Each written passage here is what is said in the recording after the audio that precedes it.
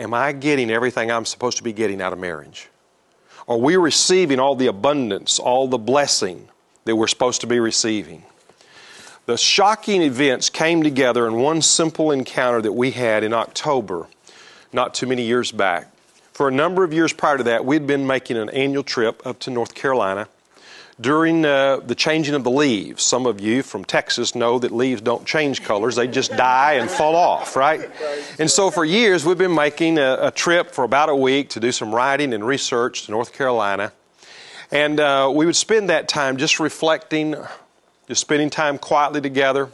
It's also one of those times where I can walk with my wife. You see, my wife loves to be outdoors. She likes to go walking. I don't. You'll sweat if you walk too much, in Texas particularly.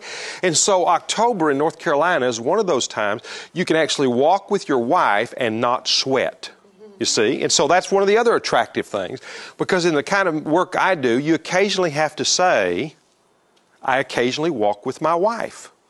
And so I've got to have that testimony of I occasionally walk with my wife. And so here we are in North Carolina, and we spend that time, and it's an enjoyable time, you see, but there's still an emptiness in our hearts. There's still something that God's trying to teach us. Well, as we prepared for one of those trips not too many years back, the car was packed. We were ready to make our trip to the airport, and I was making the final check of the lights are off and the doors are locked. I've learned my wife enjoys me thinking of those things.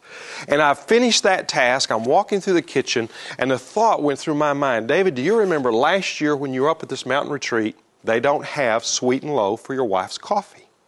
Now, I drink my coffee black, but my wife has to have hers with sweetener, and it's got to be the pink stuff.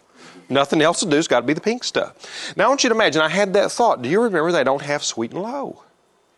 I went over to the kitchen cabinet, and I got the sweet and low out, and I put it in my briefcase. I didn't even tell Teresa. I just went and got in the car, and we made our trip to the airport, and we flew up to North Carolina. We got another rent car, went up the top of this mountain.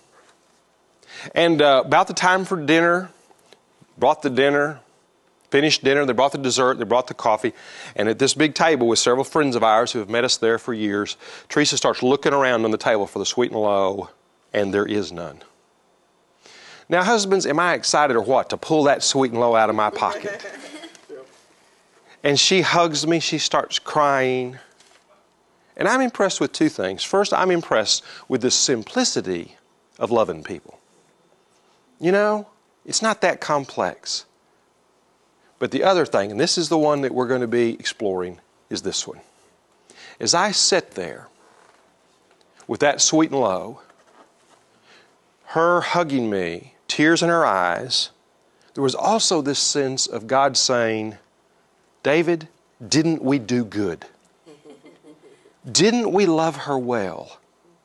You see, David, I needed you to carry that sweet and low up the mountain or it wouldn't have got here. But you needed me to speak that to your heart, or you would have never heard it. David, there's a mystery about this thing called marriage, and part of its mystery is that I, David, am wanting to be more involved in this thing. Is it possible that we've been asking the wrong question about marriage? Is it possible that the key question is not, what am I getting out of marriage? Could it be something different?